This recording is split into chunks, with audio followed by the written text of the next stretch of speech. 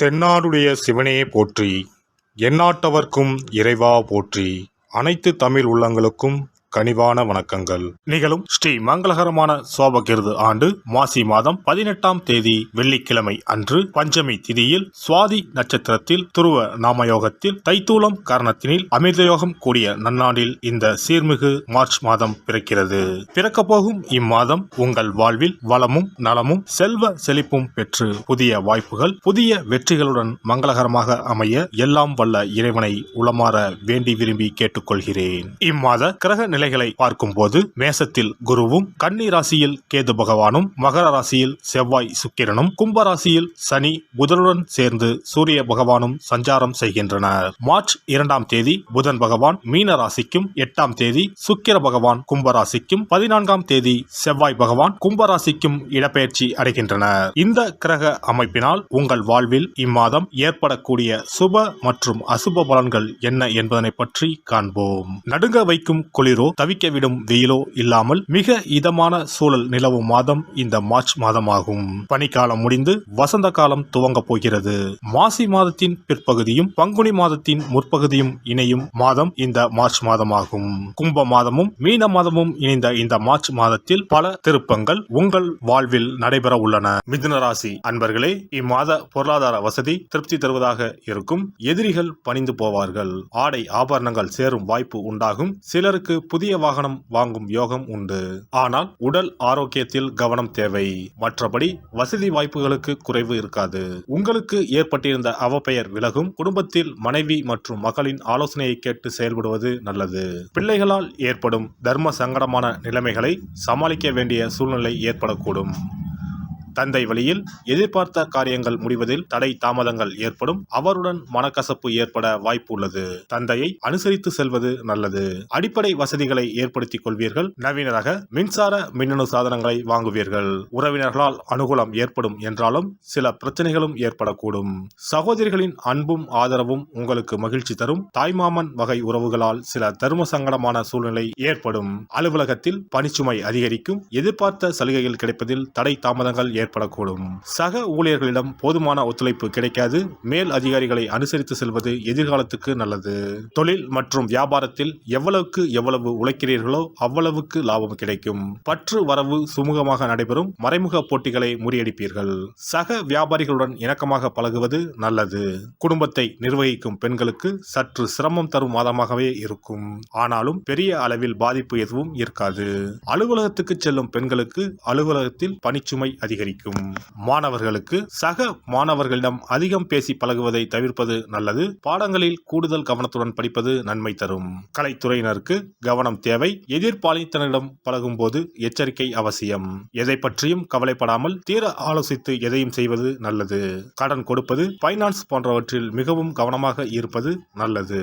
அரசியல் துறையினருக்கு புதிய ஒப்பந்தங்கள் கை கொடுக்கும். எந்த கொள்முதலையும் தயக்கமின்றி செய்யலாம். வியாபாரம் பெருகும். போட்டியாளர்கள் விலகிச் செல்வார்கள். மிருக சிரிஷம் 3-4 பாதங்கள். இந்த மாதம் நீண்ட தூரத்தில் இருந்து வரும் தகவல்கள் நன்மையாக இருக்கும். கூர்மையான மதிநுட்பத்தால் எந்த பிரச்சனையும் எளிதாக தீர்த்து விடுவீர்கள். பூர்வீக சொத்துக்களில் இருந்த தகராறுகள் நல்ல முடிவுக்கு வரும். திருவாதிரை நட்சத்திரம். இந்த மாதம் தொழில் வியாபாரம் திருப்திகரமாக நடக்கும். பார்ட்னர்கள் ஒத்துழைப்புடன் வியாபாரத்தை விரிவாக்கம் செய்ய முற்படுவீர்கள். கடிதம் மூலம் வரும் தகவல்கள் நல்ல தகவல்களாக இருக்கும். வரவேண்டிய பணம் வந்து சேரும். கஷ்டங்கள் குறையும். புனர்பூசம் 1-2-3 பாதங்கள். இந்த மாதம் உத்தியோகத்தில் இருப்பவர்களுக்கு வீண் அலைச்சல் ஏற்பட்டாலும் எடுத்த வேலையை எப்பாடு பட்டாவது செய்து விடுவீர்கள். புதிய வேலைக்கு முயற்சிப்பவர்களுக்கு சாதகமான பலன் தரும். மாணவர்களுக்கு கல்வியில் வெற்றி பெற எடுக்கும் முயற்சிகள் சாதகமான பலன் தரும்.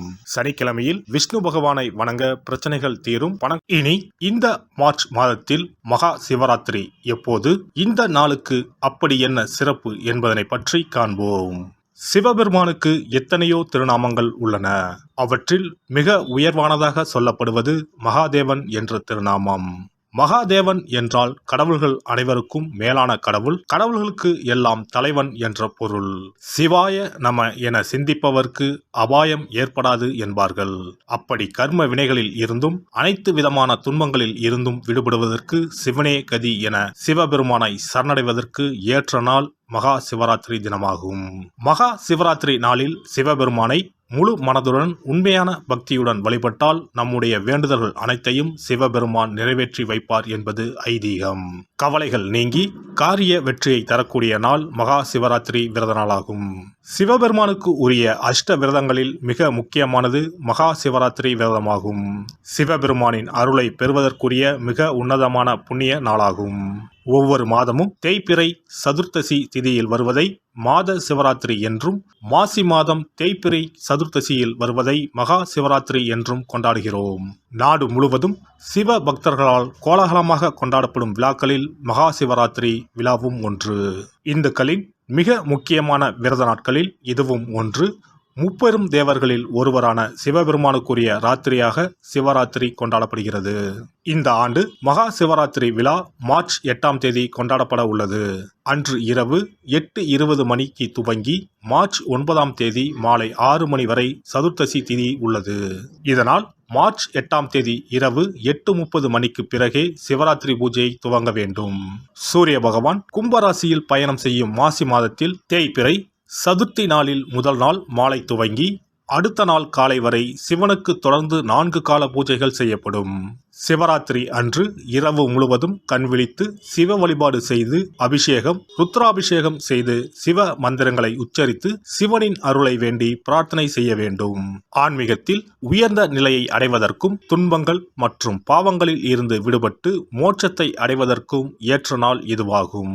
மகா சிவராத்திரி அன்று அதிகாலையில் எழுந்து புனித நீராடி வீட்டை சுத்தம் செய்து பூஜை அறையில் விளக்கேற்றி வைக்க வேண்டும். பிறகு மாலையில் சிவன் கோவிலுக்கு சென்று அங்கு நடக்கும் அபிஷேகம் பூஜைகளில் கலந்து கொள்ள வேண்டும்.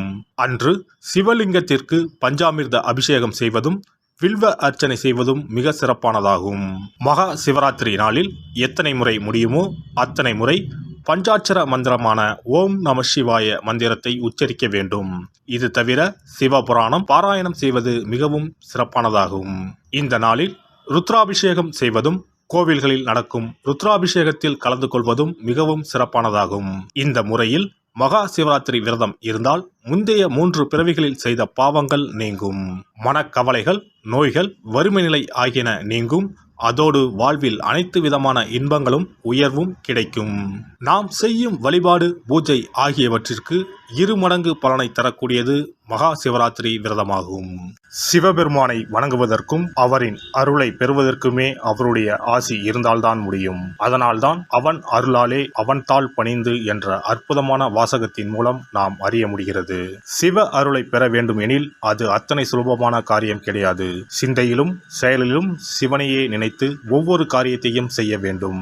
அப்பேற்பட்ட சிவபெருமானின் அருளை பெற எளிமையான ஒரு நாளை பற்றித்தான் இப்பொழுது நாம் தெரிந்து கொண்டோம். எல்லாம் வல்ல இறையருளால் நீங்களும் உங்கள் அன்பு குடும்பமும் உடல் நலம், நீலாயுள், நிறை செல்வம், உயர் புகழ், மெய்ஞானம் ஓங்கி வாழ்க வளமுடன். இந்த வீடியோ உங்களுக்கு பிடிச்சிருந்தா லைக் பண்ணுங்க, ஷேர் பண்ணுங்க அண்ட் சப்ஸ்கிரைப் பண்ணுங்க. பக்கத்துல இருக்க பெல் ஐகானை கிளிக் பண்ணுங்க. நன்றி, வணக்கம், வாழ்க வளமுடன்.